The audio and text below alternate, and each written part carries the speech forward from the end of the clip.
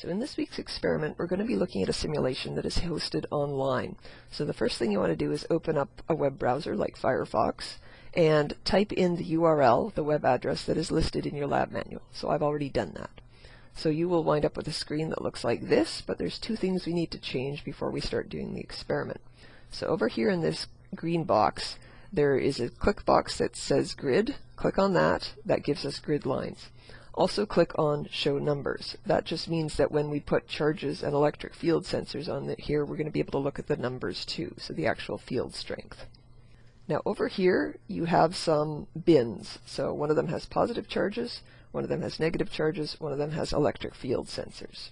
And question 1 tells you grab a positive charge and put it somewhere on one of the grid intersections on your screen, and also grab a field sensor and put it one step away to the right of that charge. Now I will warn you that question 1C in your lab manual has a diagram, and the diagram is actually incorrect. They show this sensor 2 grid steps away rather than 1 grid step away. So ignore the diagram and just do what the text says, which is to move your sensor 1 grid step to the right of the charge. Question D, they say now move that sensor to 1 grid step locations all around the charge. So you put it here to begin with, then you move it here, then you move it here, then you move it here. So move it to those 4 locations.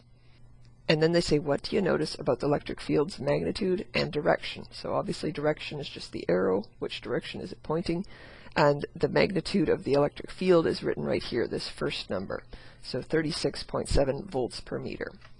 Now I want to pause just a moment here and discuss what electric field is, because it's kind of this nebulous non-physical quantity and sometimes people find it a little confusing. Electric field is basically the potential for force, if that makes sense.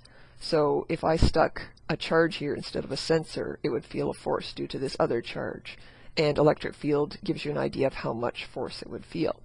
Now the units they list here are volts per meter. If you break these down into SI units, it's exactly the same units as newtons per coulomb, and that might be a little less confusing. So this says 36.7 volts per meter. That's the same as 36.7 newtons per coulomb. That's saying that if you put 1 coulomb here, it would feel 36.7 newtons of force due to this other charge. Okay, now let's go on to question E. They say now move the sensor so it's 2 grid steps to the right. So we move it over here and record the field, so write down that first number. And then the next question asks, when the distance doubled, by what factor did the electric field magnitude change? Look for obvious proportionalities. So did it get twice as big, half as big, 4 times as big? How does the number here compare to the number you got when it was sitting here? And then they say confirm your prediction by moving the charge so it's 3 grid steps away. Again, by what factor does the electric field change when you move out to this distance? If you're looking for a hint to try and understand the logic behind how it's behaving, go back to your pre-lab and look at the equation that relates electric field to distance, r. So it tells you by what factor this thing should be changing when you move it to a different r, a different distance away from the charge.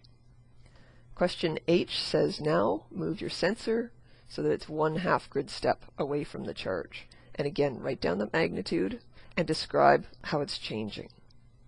Question I says now take your charge and move it 1 grid step over and 1 grid step up, so basically diagonally like this. And again, how does the field magnitude compare to the value you got when it was down here? And if possible, try and explain why. Question J says if you double the distance again, so go 2 grid steps over, 2 grid steps up, what happens to the field magnitude and direction? And you should be able to explain why that happens at this point. In question K, they say use your results of this activity to sketch an electric field pattern for the positive charge. Draw a number of arrows to scale on the diagram. What that basically means is grab this guy and move him around all different locations, all different angles, and just draw all those arrows on your screen. So when you're done, you'll have a piece of paper with the positive charge in the middle and a whole constellation of arrows all around it. And somebody should be able to tell when they look at your diagram that the arrows get shorter the farther away from the charge you get. Question 2, we're finally on question 2, says now put the positive charge back in its bin and replace it with a negative charge. So we stick this guy here now. And again, they want you to sketch the electric field pattern. So you grab your sensor and you move it to different locations all around the charge, different angles, and you draw all the arrows in. And again, it should be obvious to somebody who looks at your diagram that the farther away the charge is, the smaller the arrow gets. Now question 3 says, remove that negative charge again, put the positive one back. So we do that, and then it says add in a large number of field sensors. So that means they're going to ask you to dump a whole bunch of sensors on the page all around so you can see a bunch of arrows all at the same time, and then you're going to be adding a second positive charge 2 grid steps away from this first one. So this is going to take me a moment to set up, so I'm just going to pause the video and then come back once I've got that set up. Okay, so I'm back now, and we see the charge and all the sensors all around it, and then they say what happens when you take a second positive charge and you put it right here. What happens to all those arrows? What happens to their angle a little bit? How do things change? Now question B says remove all but one sensor.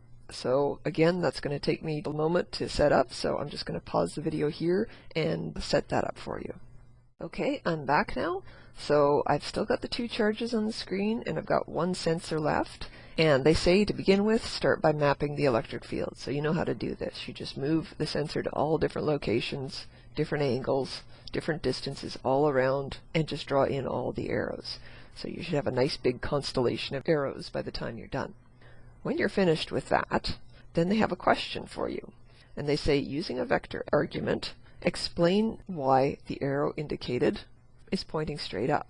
So we've got 2 charges here, and they're both located diagonally compared to the sensor. How come this arrow points straight up, not off at an angle? Like they said, this is a vector argument. So you need to think about the x and y components of the electric field at this point due to this charge, and the x and y components of the electric field at this point due to this charge, add them up and explain why you wind up with a magnitude of the electric field that points straight up. In question 4, they say, now remove one of your positive charges and replace it with a negative charge. So we'll do that. Again, you grab your sensor and you map out the electric field. So move it all around and write in all of your arrows. So map out your electric field, and when you're done, you're going to put the sensor right between these 2. And again, use a vector argument to explain why the electric field is not 0. So we've got 2 charges and our sensors right between them. How come the electric fields do not sum up to 0?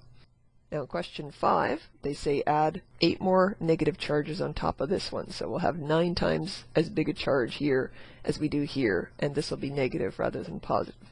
So as before, this will take me just a little bit of time to set up, so I'll just pause the video and come back when I'm ready.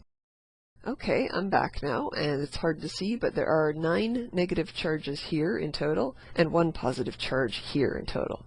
So as usual, you grab your sensor, and you map out the electric field. So you move all around the screen and draw in arrows. And they ask you to comment on how this pattern differs from the one you saw in the previous question, where you only had 1 negative charge here instead of 9 of them. Now question B, they ask you to do something kind of interesting.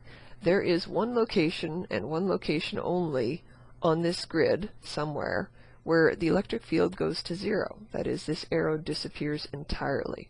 So they want you to go and find it. So you move all around and you find the 1 location where the electric field goes to 0. Once you've found it, then you should try and use a vector argument again to explain why the field is 0 in that point.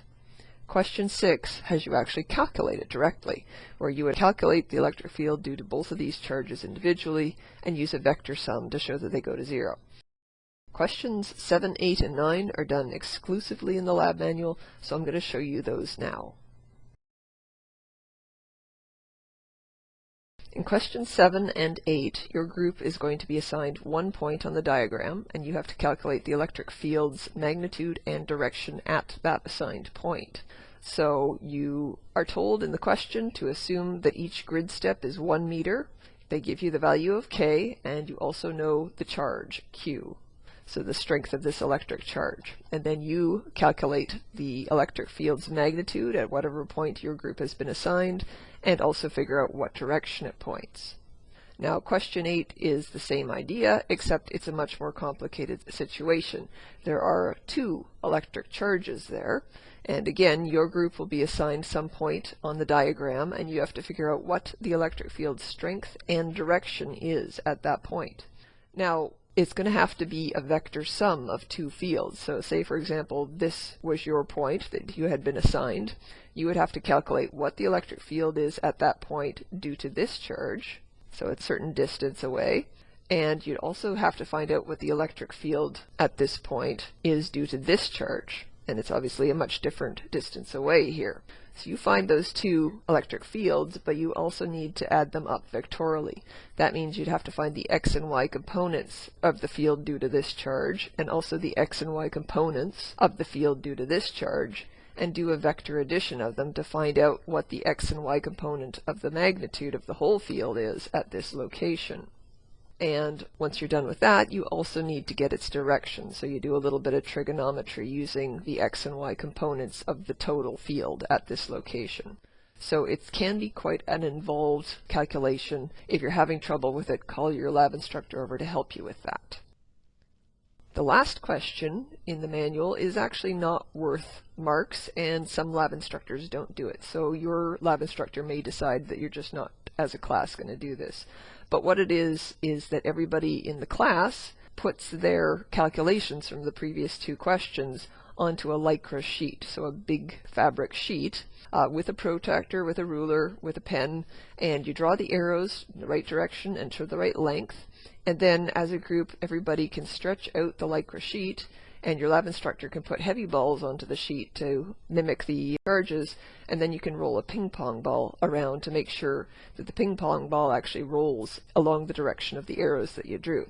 Like I said, not every lab instructor will do this, so your lab instructor will tell you whether or not you are, and also whether or not you are. This last question isn't actually worth marks usually.